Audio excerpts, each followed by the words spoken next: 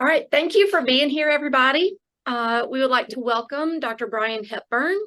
He is an associate professor of philosophy at Wichita State University. His area of specialization is the history and philosophy of science, particularly calculus and physics in the 18th century. He has had postdocs at the University of British Columbia in Canada and Aarhus University in Denmark, and for the past 10 years has taught philosophy of science, and engineering ethics at Wichita State. So thank you for being here, and Brian, I will turn it over to you. Thank you so much for having me. This is, believe it or not, actually the first time I've shared slides in a Zoom meeting. I somehow managed to avoid that throughout the whole thing. Yeah, so again, thank you for having me. Thank you for letting me present this approach to engineering ethics of mine that it's been a part of the engineering ethics I've taught here at Wichita State for a little while now. It's not quite a scholarly program yet. It's more of it has pedagogical rigor. I think it seems to be working well enough in the courses. I get good feedback on it. So I just kind of want to run this idea by you. I don't know if Jill Fisher is in the room or has joined us from Wichita State. She thought she might. Yeah. She's national tournament director for the Science Olympiad, which Wichita State hosted in the spring here. And it was through that I met Allison. We both volunteered in the same event there, and she gave me this invitation. So I just want to say appreciations to both of them for this, for the opportunity to run this idea up the flagpole, as it were, so to speak. So I have a name for this approach. I call it STEM Proficiency, and the character of it is to bootstrap engineering ethics. I'll say a bit about what I mean by that in a moment, but let's go down. There it is. Took a second. Scared me for a second. I thought it wasn't working. The simple idea, the way I put it in the course is ethics is integral to engineering.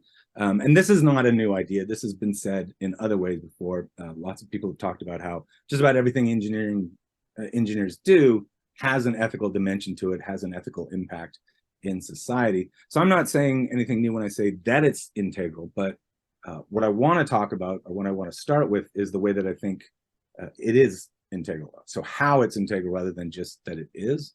So I've got this, what I call a simple observation, which is kind of the starting point for this whole program.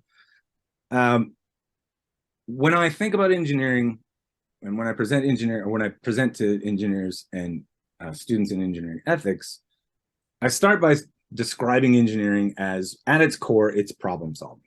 Engineers are problem solvers. I've heard engineers say that engineering is problem solving plus paperwork. So given that engineers, their core activity, or one of their core activities, or their chief activity, is solving problems, there's a simple observation that I make about problem solving in engineering, and that I think sort of grounds this whole account. And that's, when you're solving engineering problems, the problems you're solving have real world applications. The problems that you're going to put into practice, they're going to be realized physically.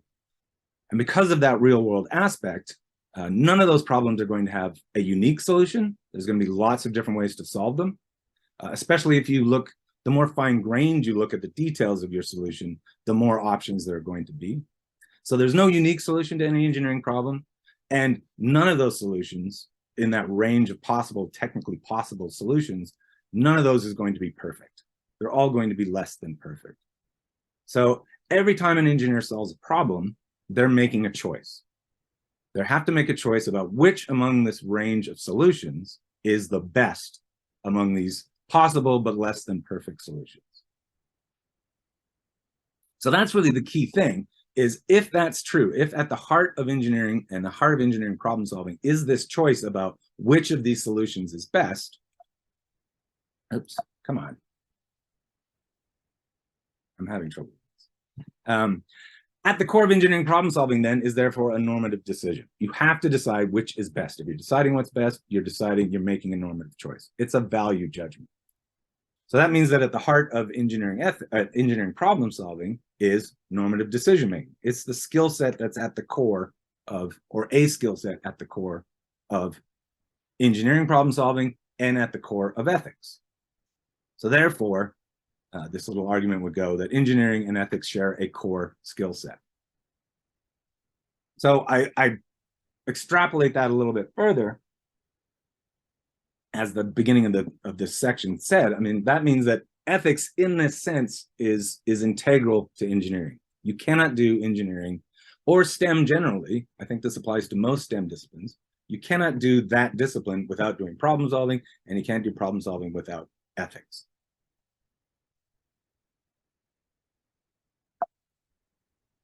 I don't know why it stops there. I'll just do that. So then the idea is that, okay, if this is sound, if this is true, if there is this skill set at the core of engineering that is normative, that is basically the same skill set that you need, or part of the skill set that you need to do reasoning about ethics more broadly, like the bigger scale ethics, considerations of engineering justice, consideration of environmental impacts, engineering and its impact on society, so projected at the core of engineering, is this set of normative skills. Then how can we leverage those? How can we turn that into engineering ethics more broadly? Start from this small place and build it up. And that's what I call bootstrapping. I'm not sure that this is the best term for it. I'd love to hear your feedback on it. I'm thinking bootstrapping in the old sense of when computers start up, they do a bootstrapping process. You start with a small thing and then you build it up and build it up to get the larger thing. So the first part of the engineering ethics class when I teach it is going through the details of that idea, presenting this argument to them, getting them to recognize the way in which ethics could be at the core of their engineering practice. And then the rest of the course is just giving them skills, concepts, frameworks of concepts to reflect on those skills so that in their everyday practice, they're getting better at making value judgments, paying attention to them, reflecting on them, building them up. So then when they then do that big engineering, they have to do say a report on the engineering or the societal impact of their engineering solution. They have to consider the environmental impact of their solution. They will have skills that they've been able to reflect on and build and hone in their everyday practice. And so at the outset, I'd say that that has two advantages. Giving them these skills, giving them these bootstrapping skills means that since this normative decision-making is at the core of engineering problem solving, this is actually making them better engineers. It's making them better at solving the problems that they solve every day. Not in the sense of making them more socially responsible or making them more ethical in the bigger sense, but at their very job of deciding how to choose and arguing for and justifying solutions to problems, even writ small. These are skills that will make them better at that, make them more proficient as engineers. And at the same time, will also make them better at when they're asked or when they want to consider the bigger ethical dimensions of what they do as engineers. They will have the skill set that they've been honing, practicing, a set of tools at the ready for them. So I presented this in a couple different places, and there's some sort of criticisms or responses that I want to anticipate. Because of the way I present it, it sometimes sounds like that what I'm arguing for is reducing engineering ethics to just engineering problem solving.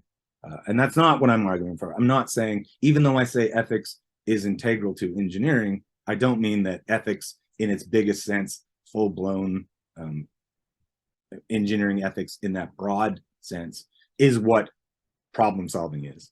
The point is that the skill set is core to engineering. The skill set is integral to engineering. The other kind of objection I get is, well, okay, if I buy your argument and being a good engineer requires doing ethics in this way, this normative reasoning at the core of being an engineer, then what do I need to focus on engineering for? Or sorry, on ethics for? Like, I'm already getting it in my engineering practice. So you tell me it's necessary, I just will be a really good engineer, and then the ethics will come along with it. And to both of these, I like to appeal to a sports metaphor. I use hockey because I'm Canadian, so you can get really good at hockey just by playing a lot of hockey. That's true. But if you want to get competitive and you want to get good quickly, and the reason we don't just coach hockey by making people play a lot of hockey is because what you need to do to get really good at something is you need to focus on fundamental skills. You need to focus on core skills. You need to isolate those skills, and you do some drills and you practice them. So yes, you will get fairly good at making normative decisions as an engineer, especially if you lead teams, you work on complicated problems, you're going to have to be making these normative choices all the time. But you're not going to get really good at them, or you can get even better at them if you take some time to sort of reflect on what those skills are. Pay attention to when you're doing them. Hone those skills specifically. So the point of bootstrapping is to give students those skills, that set of concepts and that framework of concepts to be able to do that, to reflect on when am I making a normative decision? What kind of normative decision am I making? What does it look like? How does it feel? How do I do it better? More efficiently, more effectively? How do I become proficient at this part of engineering?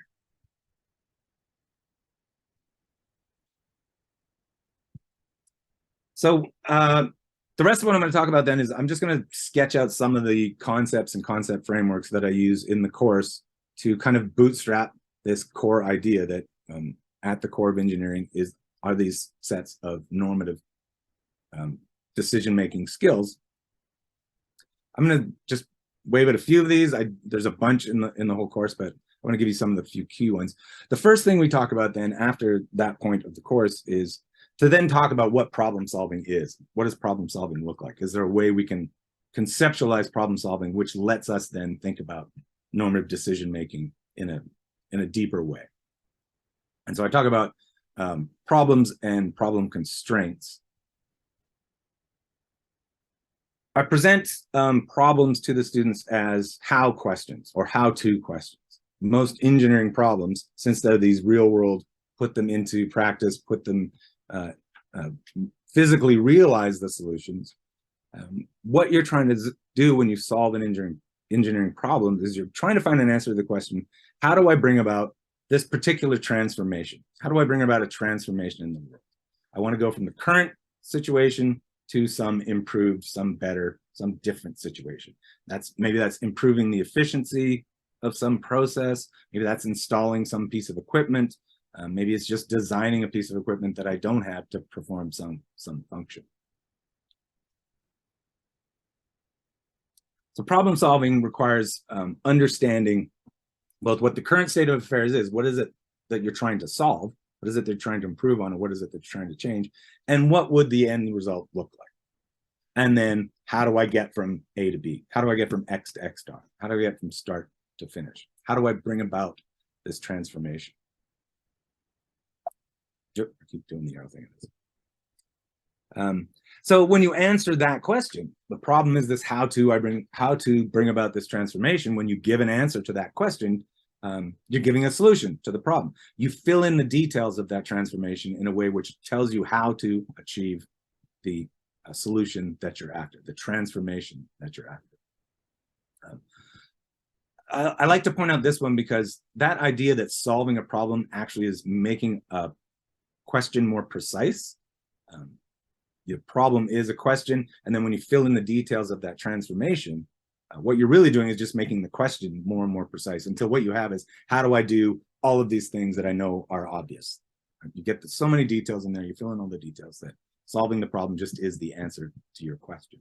And I like to point that out because that is one of the ways I can argue for the importance of philosophy to this process, why philosophy is one of the natural places for engineering ethics, because that's what we do in philosophy. Is we worry about precise questions. We focus on how to ask questions precisely. Most of the questions that we deal with don't have obvious answers. They're not straightforward answers. And so we focus as much on the questions, if not more, than we do on the answers. So problem solving is answering a question, making a question precise. Philosophy is a good place to hone those skills, to practice those skills.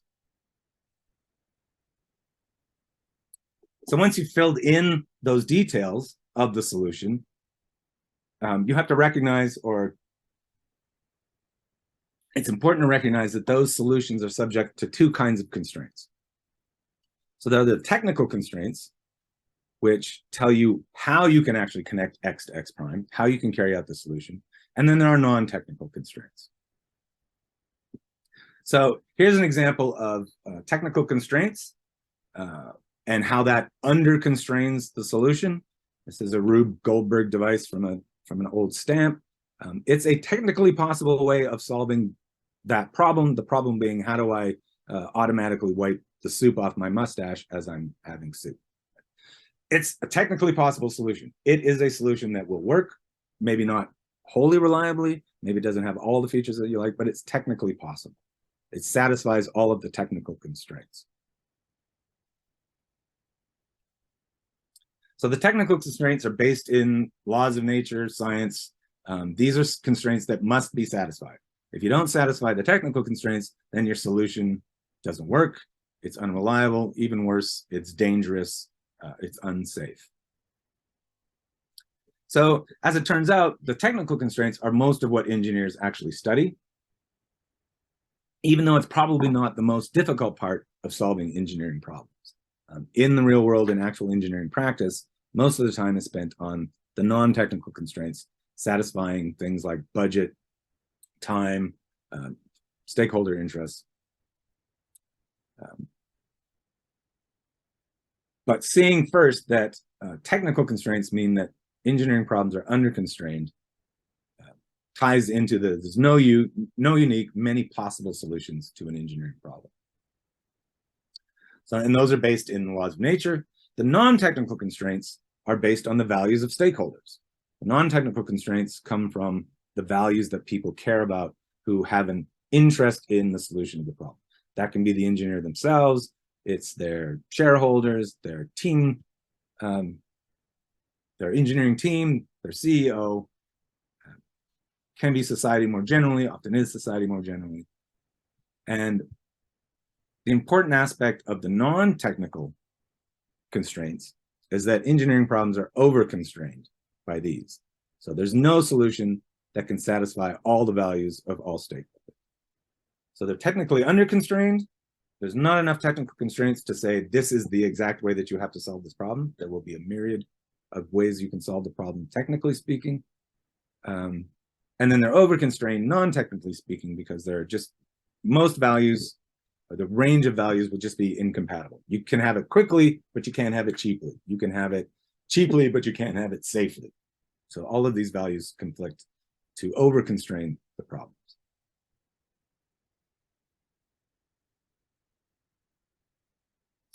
Now, to return then to this simple point that I made at the beginning, which is engineering problem solving has no unique nor perfect solution, we can now say this in a bit more precise way, that both of these features, technical under constraint and normative over constraint, require the engineer to make a normative judgment when they choose a solution. So they have a range of technically possible, among which they have to choose the solution they prefer. And when they choose that solution, they have to recognize that they're not going to be able to solve all of the non-technical constraints. You have to decide which technically possible solution is best and what compromise among those stakeholder values is best. And I think I have an example. So we talk about then next, the next obvious thing to talk about is, well, what are values? What do they look like? How do I use values in normative arguments? How do I go about identifying these different types of values?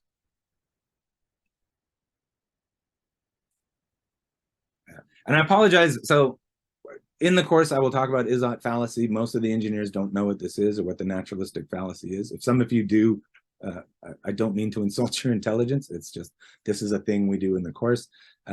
It's important, I think, to point out to engineers when they first are thinking about ethical reasoning, normative judgments, that their tendency is to then just cite all of the technical details which they think makes their solution best, without recognizing that those technical details on their own are not sufficient to support a normative conclusion, which is what you're doing when you're stating that this is the solution to the problem that we ought to implement or that we ought to choose or that we ought to go with. So the technical details, all of those is claims about the technical constraints, and about the technical features don't get you to that problem-solving decision. Which solution ought you to choose? Which solution is best? So you can talk about what's cheapest in technical terms. You can talk about what's safest in technical terms, or what's quickest.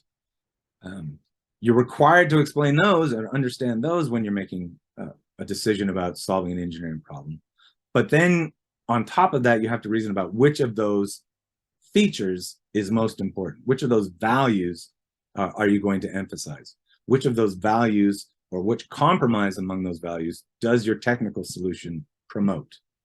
So that's the important part of seeing what's where the values come into it, is that your technical solution will promote particular values, and the second half of the decision-making process in solving problems involves identifying those values and articulating which one of those go into the solution or are promoted by the solution you're advocating for, you're in support of.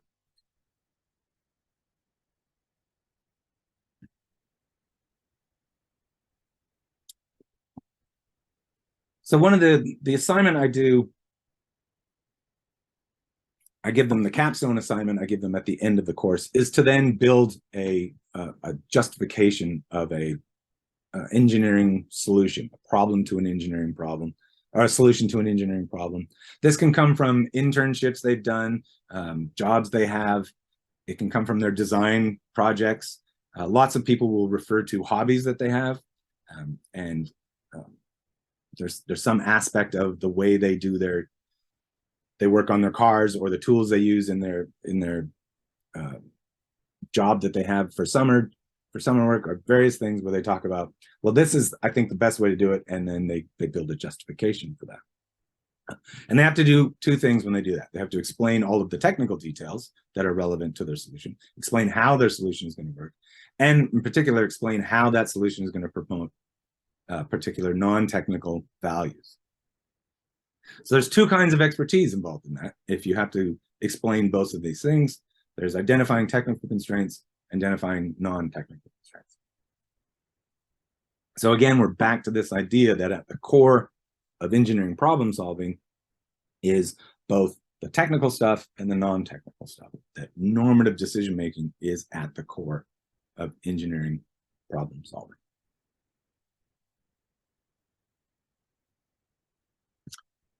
I'll try and slow down a little. I feel like I'm rushing all of my, I get excited about this and I get going.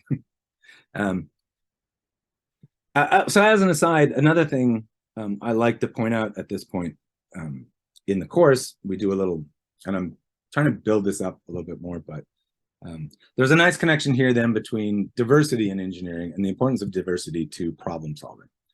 Namely, if this is a key part of arguing for an engineering problem solution, is identifying these values that belong to the stakeholders, these non-technical values. If that's an important part of arriving at a solution and justifying a solution, then finding the best compromise among those values, which solution your compromise, or which compromise your solution represents, finding that means identifying what those stakeholder values are. And the best way, or the most efficient way, to identify stakeholder values is by having a diversity of problem solvers on your problem solving team. So diversity will lead to better solutions. Now, this connection in the second one, you can present it in either ways. The way we talk about it in the course is through statistical causation. It might not be that having a diversity of problem solvers is 100% of the time necessary to identifying stakeholder values in a diverse way. It might not be that having a diversity of problem solvers will 100% of the time lead to identifying all relevant stakeholder values, but it's at least statistically relevant. And so we spend some time talking about statistical causation and how diversity can lead to, more likely, more often, a better solution, in the sense that it's going to identify a better compromise among stakeholder values.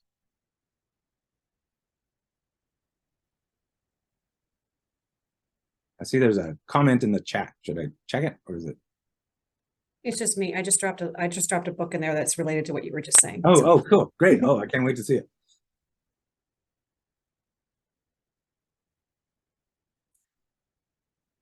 Okay, so again, just cherry picking some of the things we talk about in the course. Another thing you can do to build on this bootstrapping idea is give them a set of tools, set of concepts, and frameworks of concepts that will then allow you to go about identifying values. How do I reflect on what values is my solution promoting? What other values might I look for? And here, again, the idea is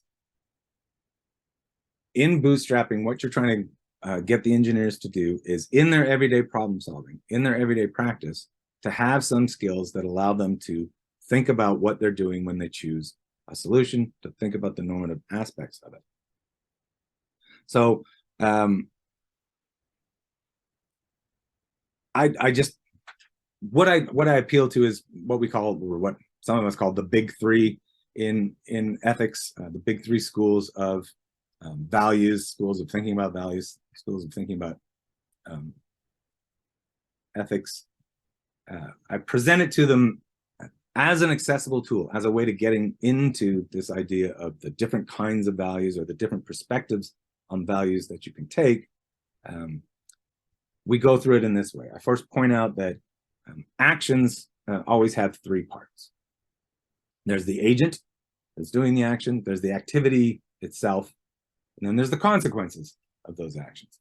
When I talk to engineers at the beginning of the course about ethics and values, consequences tend to be the one that most of the focus is on, and particularly it's safety.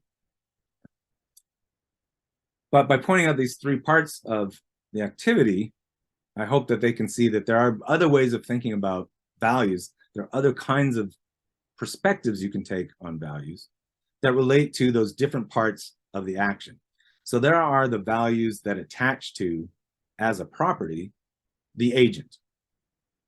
There are values that attach as say, an obligation, perhaps, to the activity itself. Does the activity represent meeting a particular obligation or not?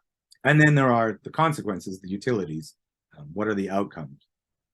What are the values in the outcomes of the solutions? And of course, there's a school of ethics for each. There's virtue ethics, deontology, consequentialism. There are many others. This isn't meant to be exhaustive, but we then go through basic ideas, basic theories of virtue ethics, deontology, and consequentialism. But the point, again, is just to give them some tools, some ideas, some questions to ask themselves that allow them to think more carefully, more in depth about the values that their solutions are attached to, are promoting, are relevant to.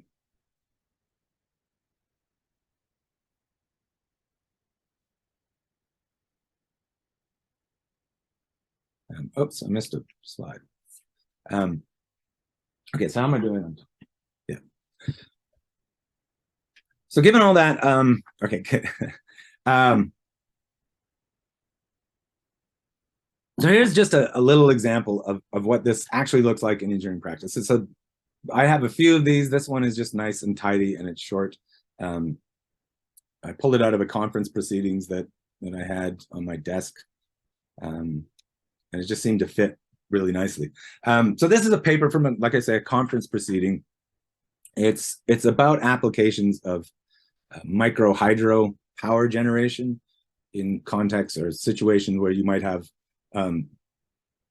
low head. So it only, there's maybe you got a 30-foot drop, 33-foot drop, or you have a small dam and you'd like to use it to generate power from that difference in the water levels, but it's not a huge difference. So the paper was just presenting an experiment they did, a tested principle to show a way that you might use that difference in water level to generate electricity. And so the design, this is a picture of the design taken from that paper. You've got on the left, you've got the low head or the high head side, so the higher level of water. It flows into this chamber, and then the water level rises and pushes air through the turbine at the top. That's a special kind of turbine. It's a Wells turbine. Doesn't matter which way the air flows through it. It always turns in the same direction and turns fairly constantly. So as the water flows in on the upstream side, the water level rises. It forces air through that turbine, and then you can attach it to a generator and generate electricity. Then when the water gets to the top of the chamber, you close the upstream valve and you open the downstream valve. And then the water starts to pour out, and that sucks air back into the chamber through that turbine and continues to generate electricity. So you got the valves opening back and forth, water fills up, water goes down, water fills up, water goes down. You're taking this low water level drop to generate electricity. And then the question becomes, well, how am I going to control these valves? What mechanism am I going to use to open the upstream valve until it fills, close that, and then open the downstream valve until it's empty again to go back and forth?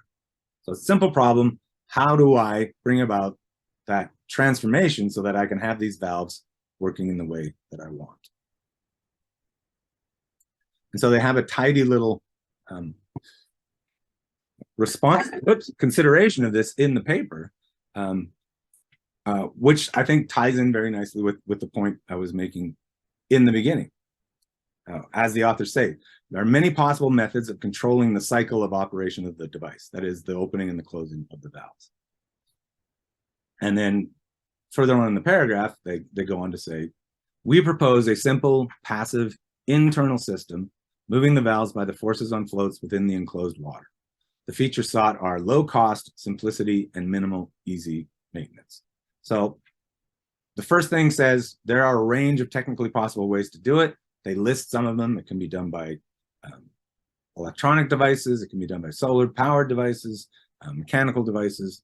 They choose this simple passive internal system with the forces on floats. And then they cite the values: low cost, simplicity, and minimal easy maintenance.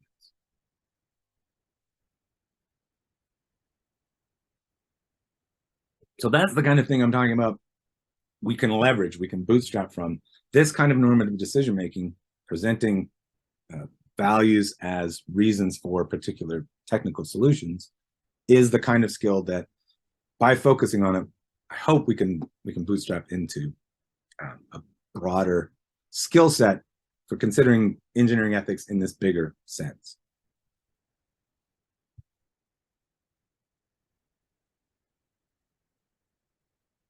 The other thing I like about this example is it points to another way of thinking about bootstrapping.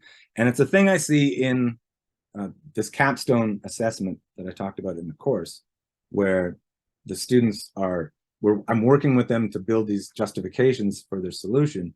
And there's a kind of conflation that happens, which I think is interesting and important. And namely, when I'm asking them to give reasons for their particular solution, they will cite values that have to do with why you would want to solve the problem in the first place. So why is this a good problem to solve, as opposed to why is this solution a good solution to that problem? And so I find that does two things. It's a teaching opportunity in two ways. It both points to the connection between these two skill sets, or the connection between these two ways of thinking about what you're doing as an engineer.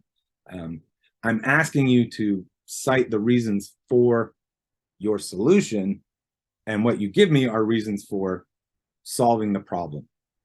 It's at that upper level. So you're making the connection between those two skill sets, and yet you're not, there's a confusion there. So the teaching opportunity is pointing out how to separate that confusion. The second thing is showing that, yes, you can, in fact, leverage those skill sets from one to the other.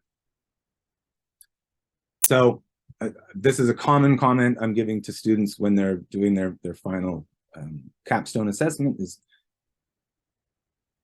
when you're justifying your solution to a problem, make sure you're paying attention to the difference between justifying the problem solution and justifying solving the problem at all. So this is a good solution to the problem versus this is a good problem to solve. And that seems to land pretty well with students, seeing that connection and making sense of what this bootstrapping idea is all about.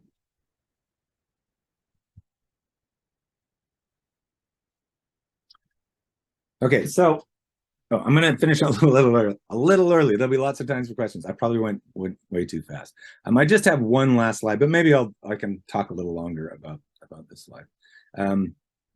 Just speaking to some of the advantages I see in this approach to engineering ethics, or hope for in this approach to engineering ethics.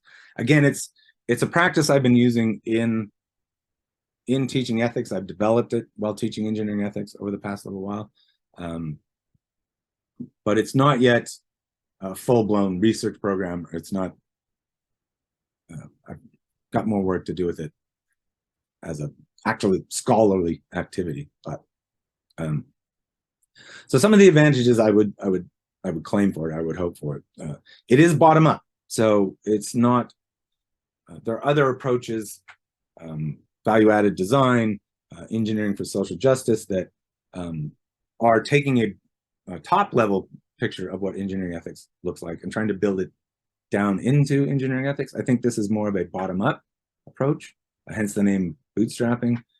It's what I'm hoping the skills do is give engineers the tools, again, as I said, to reflect on normative decision making, reflect on their normative activities every day in their everyday practice problem solving. From a curricular perspective, I think it's a less heavy lift to modify curriculum to incorporate this. So what I hope for here at Wichita State is possibly building some of this earlier stuff, the point about normative decision making and problem solving, the idea that these things are core to engineering practice, building those into other courses. So then when they come to the engineering ethics course, they've already seen these in close contact with the other courses they've done, other courses on problem solving, other courses on engineering science and engineering practice. And then we can spend more time in the engineering ethics course doing the bootstrapping stuff, taking those skills and applying them to more complicated examples of engineering ethical issues. So that's what I mean by the front loading for a dedicated engineering ethics course. We basically get to do engineering ethics in one course here at Wichita State. So I have to try and get the engineers from where they are to understanding how to do these sophisticated, complicated engineering ethics arguments. It would be nice to have this sort of piecemeal built into the curriculum without having to change a lot. We can just put those pieces here and there, teach those pieces here in the curriculum. And then again, the most important point, a point that a lot of people point to, is that ethics really ought to be at the core of engineering. It ought to be a part of what all engineering considers. It's so important that it's a part of what goes into engineering practice, what goes into engineering decision making. So I like this approach for making it a much more natural part of that, or more integral part of that process. And in a simple way, you're already doing it. Why not use the skills and these concepts to think about how you can do it better and how you can apply it in other contexts to bigger issues. So I think I have to stop there, unless you want me to go back and go through things way slower. I'm sorry, that was really fast. No problem. I would like to mention from a science teacher aspect that a lot of our science standards that we teach to, and especially for K-12, are embedding engineering as part of that to apply the content. But adding in these justifications and why did you do it this way, and comparing. So if you've got groups of students, and well, whose do you think is better? And using some of those ethics components to, like, what are your stakeholders going to think about this? Brings it to another cognitive level for the students to become very aware of who all is affected by these different concepts and the engineering practices that they're trying to learn in the classroom.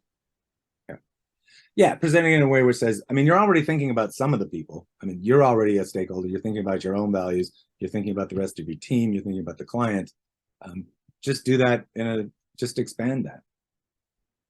I was thinking about it a lot when the event that we judged, where we'd had, 50, 60 different solutions to a particular problem. And each of them, it would have been so interesting to talk to them about why did you think this was a good way to do it as opposed to the other way?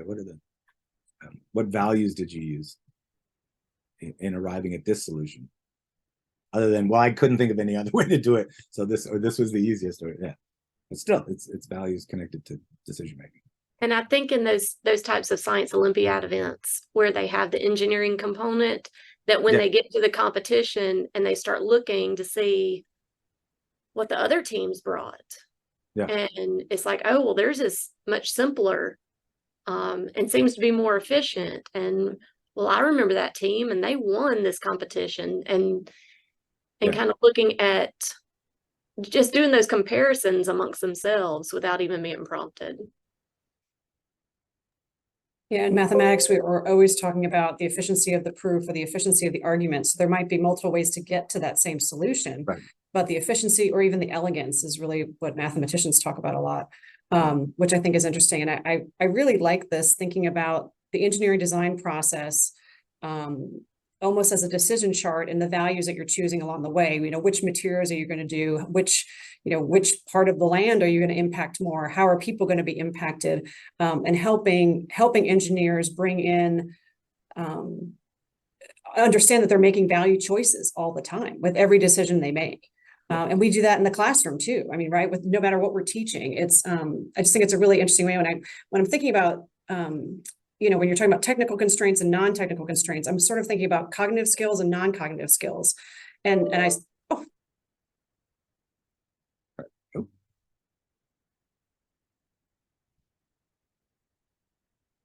Things freezed on my end.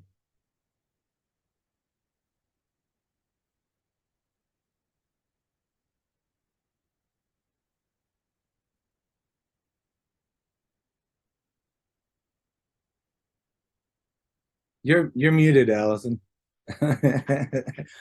But you're moving at least. Yeah, right. While we wait for Dr. Swickla's video to come back, does anybody have questions? I have a question, Dr. Hepburn. I really enjoyed your presentation. Thank you. So in my qualitative class, we've been talking a lot about positionality and defining to help you do your research. Would the engineer identifying their own positionality help them identify some of the non-technical constraints of the stakeholders? So tell me a bit more about position. I think I know what you mean by positionality, but I mean, just their own role as an engineer and what values they bring with that. And then, right, like them as an individual, like what has impacted their life to make them see how they see the world. So like if I keep thinking of engineering solutions to like environmental justice issues, like if they were to explore their own positionality, would that help them see some of the issues that could come up with because of their solutions? Yeah, that's a great point. I mean, I think that would probably tie in nicely with the diversity of problem solving teams idea. Right? So if you want to identify all the other stakeholders, or what are all the other positions that you could, or perspectives you could take on the problem and the solution, then the more diverse your team members are, the better you are, the better you're going to be at identifying those. And probably having those skills to be more inclusive in your problem solving team, to let people voice their own perspectives and views on it. And then that's going to be reflective on, where am I coming from? What am I not seeing? What am I not hearing in my own? And just having the skills to say, okay, I'm really focused on this one thing. That's a consequentialist value. What obligations should I be thinking about? Or what virtues could I be thinking about? And that might open them up to seeing things from a different perspective, from a different positionality, I would hope. Thank you. Yeah, no, thank you for the question. I'm gonna make a note of that. And just hop right in.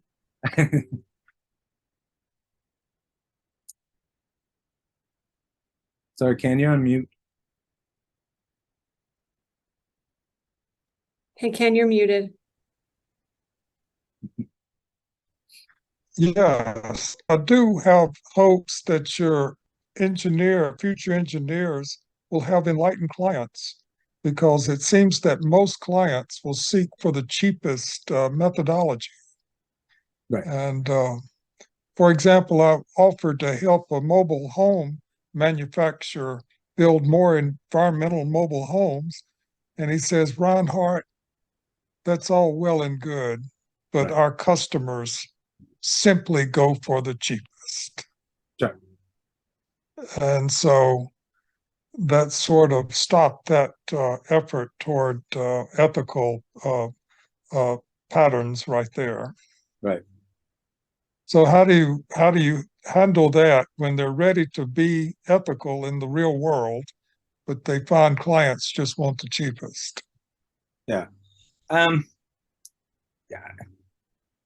I mean, being equipped to actually identify the source of the conflict, or what values are the client is emphasizing, reflecting on their own values. And so one of the things when we talk about virtue ethics, I talk about how, as an engineer, even if you think through these frameworks and you can see what the ethical dimensions are, but for whatever reason you're not allowed to put them into practice, there's still going to be a payoff in terms of at least understanding that you thought through the ethical issues, you were aware of what the ethical issues were, and you can feel good about the decision in the sense that it wasn't me, it was the client. Or so there is that kind of, I mean, it's not much of a payoff, but it's the realities are. Or if it does get to a point where you're like, I just don't want to work for this firm anymore, then maybe you've got the framework to think through and come to a confidence in your decision that this is the right thing to do, to maybe not work for this organization anymore. Well said. Thank you. There's a question in the chat that says, have questions arisen in class about normative judgments made by AI? No, so this term, I'm actually not teaching engineering ethics. I taught 2 sections in the summer. It didn't come up then, although it has come up in the form of, there were 2 answers to an assignment that I gave that I'm almost certain were written by AI. So it's come up for me, and it's a big issue at our university, but particularly in the engineering faculty, or in the engineering department. But no student has asked me about, can AI make normative judgments, I guess is kind of the question. Does AI have values? Insofar as it reflects all of it's built on just parroting back to us all the things we've put onto the internet, I suppose it has our values, and we can maybe identify what those values are, where they're coming from, in our own selves. But no, as a specific thing, no student has asked me about AI and value judgments. If that answers your question, I'm not sure if it does or not.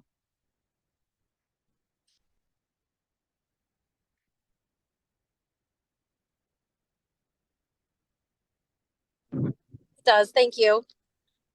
Thank you. Thank you for the question. One of my students could not attend right now. She's going to review the video, but she sent a question that I know you discussed how you posed and I'm not going to say it right, the how-to problem. Yeah. Okay. But she was wondering how you engage students to that point, to where, or is that the engagement that students receive to start that problem solving process?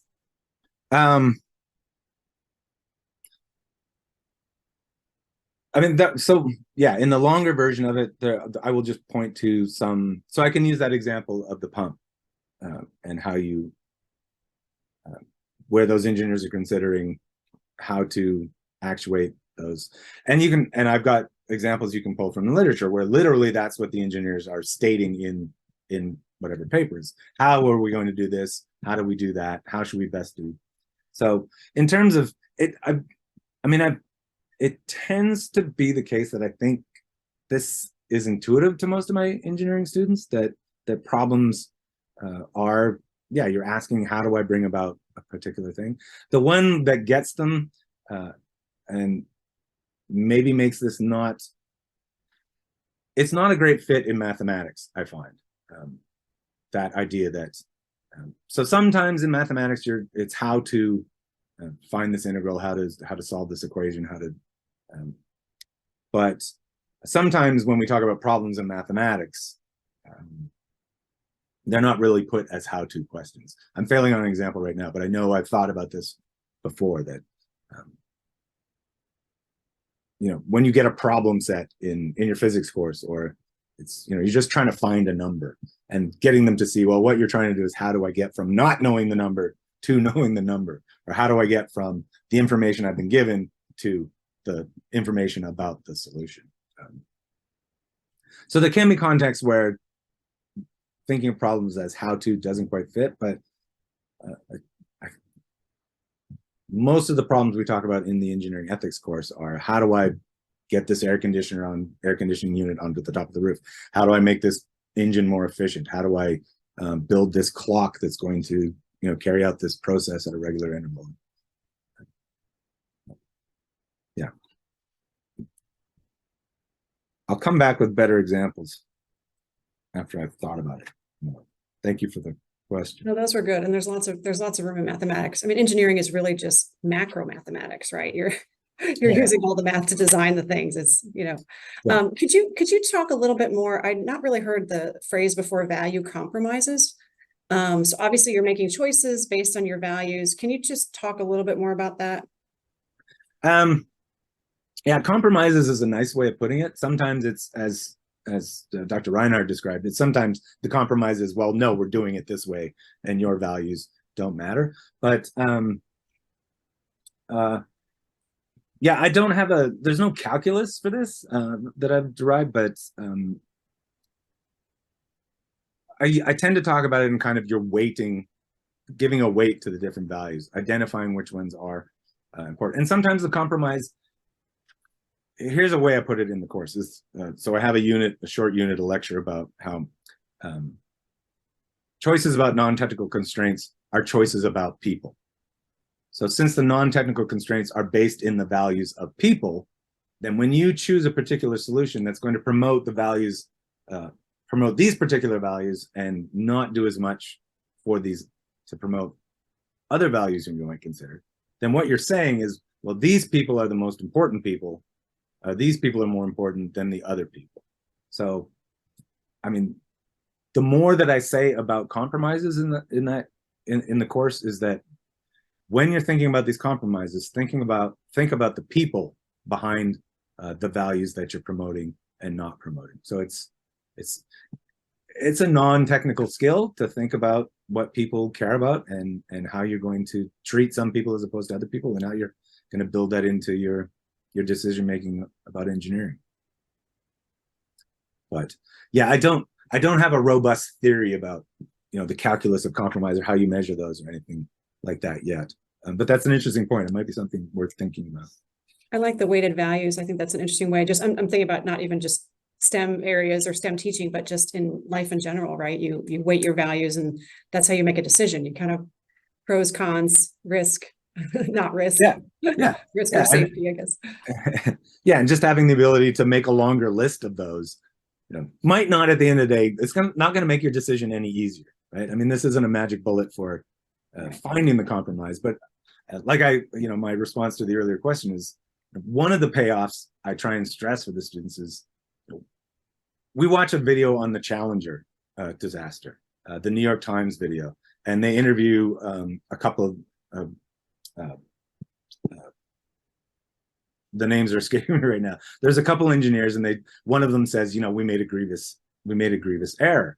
And then they pause and they hold on their face. And I ask the students to stop and reflect on, what if you find yourself in that place someday where you've made a mistake and you want to know how to live with it.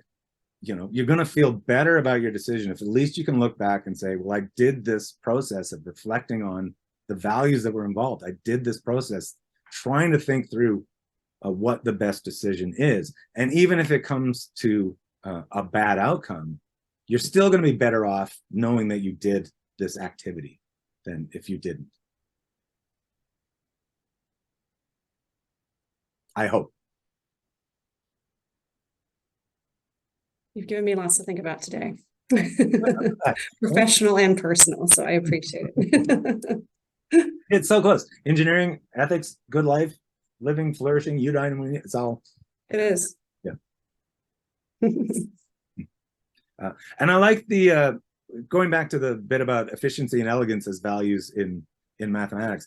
I teach logic as well, and that, we talk a lot about that in logic proofs. There's lots of ways to solve this, to get at the proof.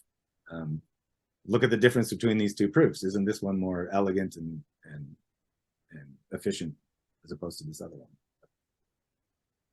You can always get there by reductio. It's not always going to be the most elegant way to get there. Right.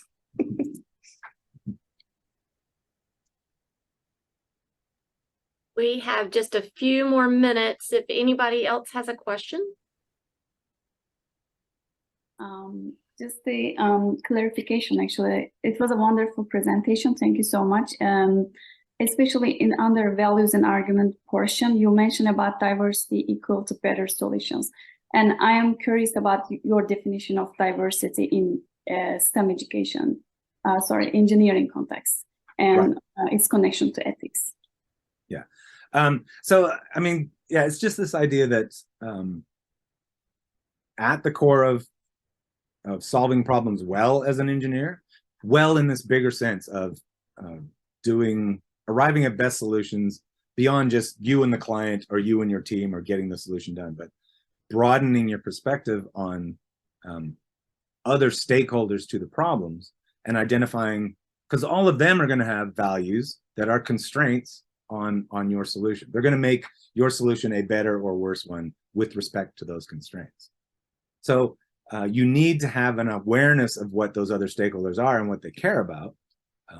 The best way or the statistically reliable way to achieve that is just to have diverse members on your team. People who have their own differing values, differing perspectives, differing positionalities, different contexts that they come to. So if you want truly, and you can expand on the word best maybe. So there's best in the sense of, I'm just considering me and the client and my corporation, and this is the best solution for us. But there's a better best, right? There's a best which is not just me and my client, there's future generations, there's the environment. One of the units we talk about is, so we approach engineering ethics by saying, let's think of the environment as one of these stakeholders.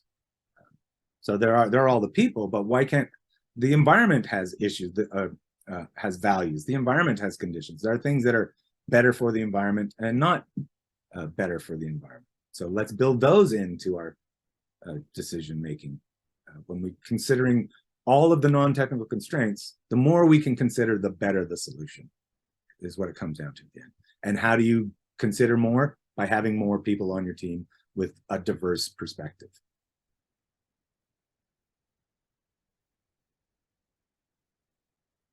I hope there's more I can say about statistical causation and how that works, but.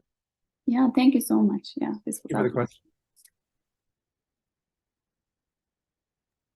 All right. Well, it is 1 o'clock. And so, Dr. Hepburn, thank you so much. Thank you so much for having me. I'm sorry I went so fast, but that was a lot of fun. And the questions were awesome. Thank you so much for the feedback. Yes, we thoroughly enjoyed it. So thank you so much.